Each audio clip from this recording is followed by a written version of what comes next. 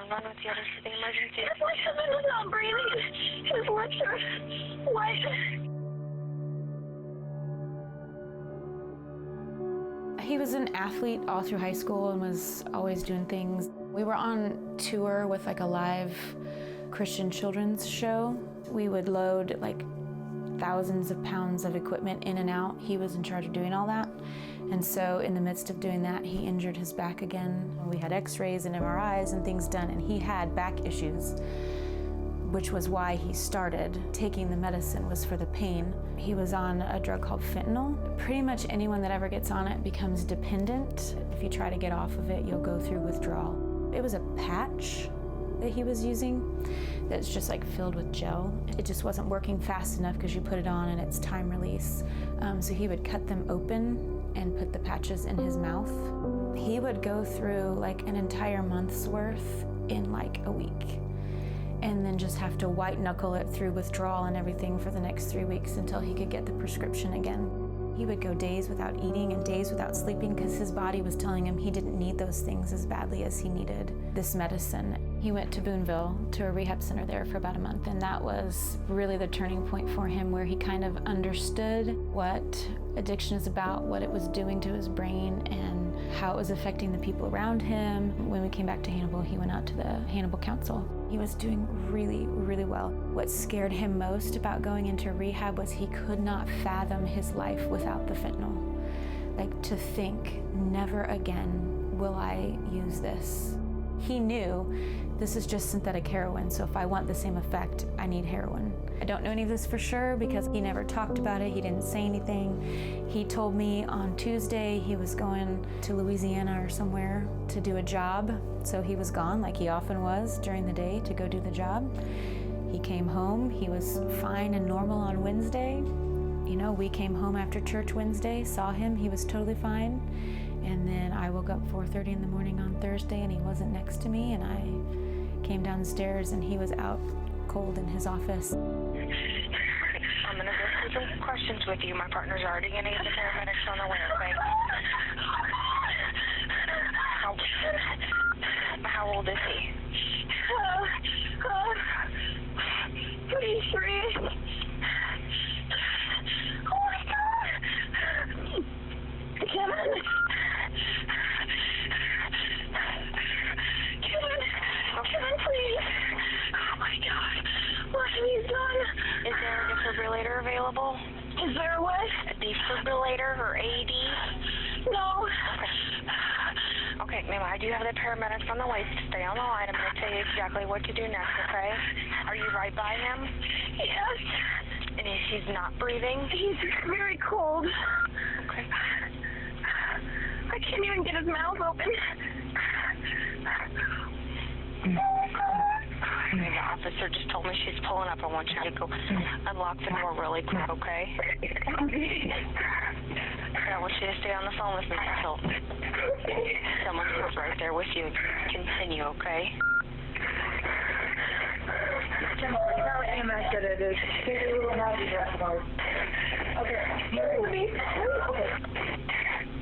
Okay, ma'am, I'll let you go since she's with you, okay? Thank you. Thank you. Bye.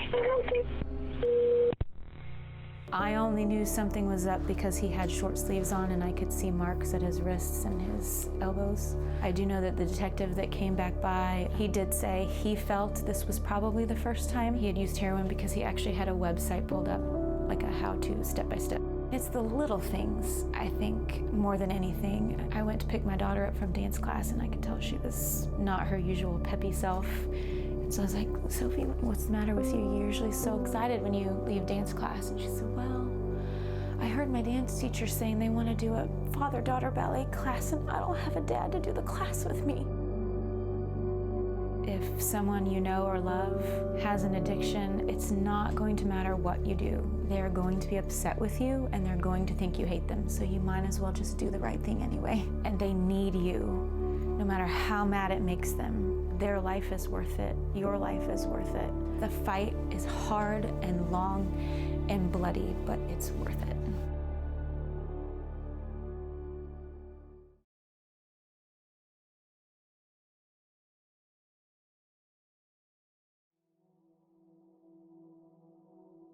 have the same sense of humor, so it was always just, he'd always make jokes, and that's what I always remember about him. We know that he experimented with drugs in high school, but didn't realize that he had an addiction until he went to college. Right before his second year of college, he broke his ankle and then went back to school with prescription medicine and did not manage it properly and became what I would call seriously addicted at that point in time. He was very withdrawn from his family. He wasn't the kid that he used to be, the funny, smart, friendly, loving child. His sleeping and eating habits changed. He was very secretive about where he'd been and where he was going. Greg first overdosed on heroin in May of 2014. I went to wake him up that morning, and he was unresponsive and had real irregular breathing. So I called 911, and the ambulance and first responders came and gave him, I think it was 2 shots of Narcan. And he still was unconscious, but his breathing was better after that.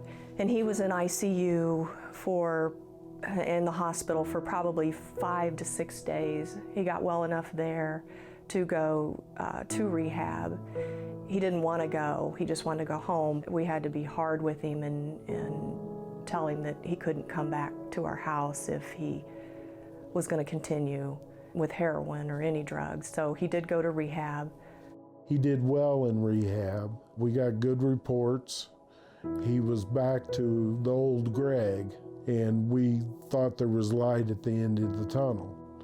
When he left rehab, he was clean and sober, and then he relapsed. I just know that it took that one time. I was actually at school. It was my 10 a.m. class, and I was sitting in class. I texted my mom originally. I got a text back saying, "Call her, it's an emergency." And I was like, "Well, Mom, I'm in class." She responded and she said, "Leave the class, it's an emergency." I leave the building and I call her. She was crying. She was like, "Tori, I'm sorry, but Greg's dead."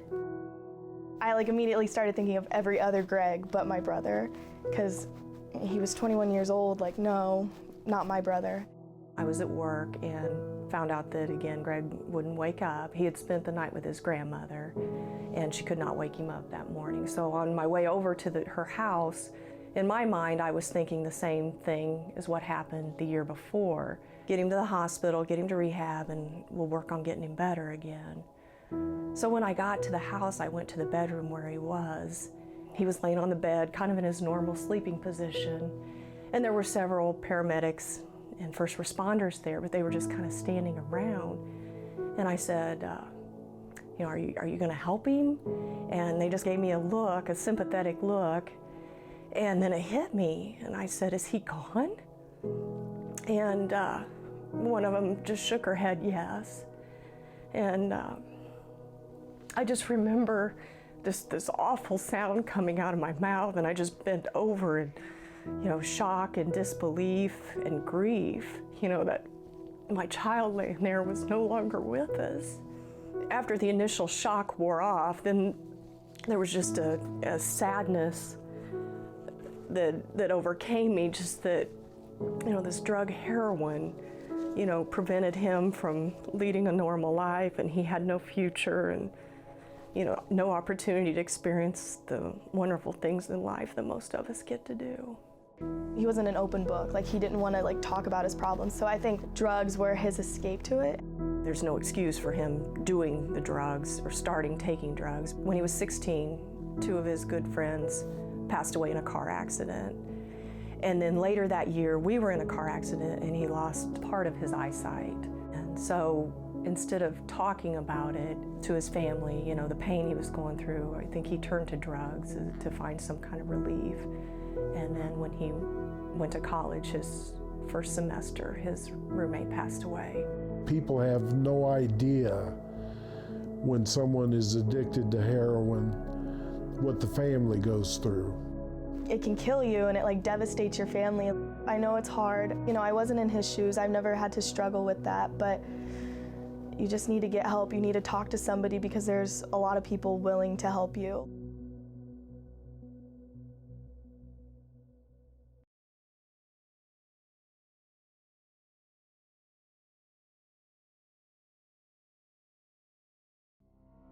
My wife and I just came back from Lake of the Ozarks. We had been down there for 3 days. On August 30th, it happened to be a Sunday evening. When we got home, saw my son's car was in the driveway. I fully expected him to be upstairs watching TV, probably raiding the icebox like he normally did. I heard my wife scream. I couldn't make out exactly what she was saying except 2 words, and the 2 words was, "He's cold." So I ran back downstairs, rounded the corner, and I saw my son lying on the bed. His eyes were open. They were hazy. He wasn't blinking. It dawned on me that I would be the one now calling 911. 911, what's the address for your emergency? 71 Meadows Road, Hannibal, Missouri. What's the phone number you're calling from? 822-6950. Okay, tell me exactly what happened. We just came home from the Lake of the Ozarks and I found my son dead. Okay, I've got a few questions for you, okay? All right. Is this the 911 center here in Marion County? Yes, it is. Okay. I'm Lieutenant McCarg. Oh, okay. From HPD. Okay, how old is your son? 24, 25, something like 24, I think. Okay, you're there with him now. Yeah. Okay, please tell me, why do you think he's dead? I'm a lieutenant. I've seen dead people before. It's lividity set in. Okay. Is he cold and stiff? I didn't touch him. Okay. Okay, you think he's beyond any help? Yes. Okay, we're getting everybody on the way there to you now. Okay. If you could just go ahead and make sure your front door is unlocked. I'm here. Okay. All right, if you need anything else before they get there, call us back, okay? Okay, thanks. All right, thanks. Bye. Bye. I put my hand in his pocket and I pulled out a syringe. The syringe didn't have a cap on it. I could tell it still has some kind of drop of liquid in it, and then I knew he had taken some sort of drug. He had taken heroin. At that point, I was mad at him. You know, how could he do something like this? You know, I just, and in sorrow. How can you do this? How can you do this? How did you make this choice to do heroin? And now look where we're at. Yeah, he was my cousin. Colin was a great kid, but like all of us, and there's not one of us walking the face of this earth that don't have a struggle or a story to tell, and haven't been at that tipping point where we could have done something that would have impacted our life negatively. You know, and unfortunately, he made one slight choice, and it cost him his life. I don't know whether it was the breakup of his girlfriend or what, that he decided he wanted to try heroin. I don't know exactly why he picked heroin, but I do know he picked probably the worst drug that you could pick to try first. Reportedly, he'd only tried it 3 times, which, you know, for most people who have dabbled in any drugs, that doesn't seem like a whole lot. Heroin is death. Once you started heroin, it's very, very addictive. It's highly likely that if Colin had lived past his 3rd dose, he would probably be a heroin addict. You never know what's in that needle or what's in that joint or whatever you're getting ready to try. You don't know who's put what in there, if it's the right dosage, as if there could be one. The one thing I can say to anyone out there is seek help. Think about your actions, because for every one of your actions, there's consequences. I hate to see anyone suffer what we had to go through. So if we can prevent just one, save one life, everything's worth it. I had no idea that heroin would touch my life so personally.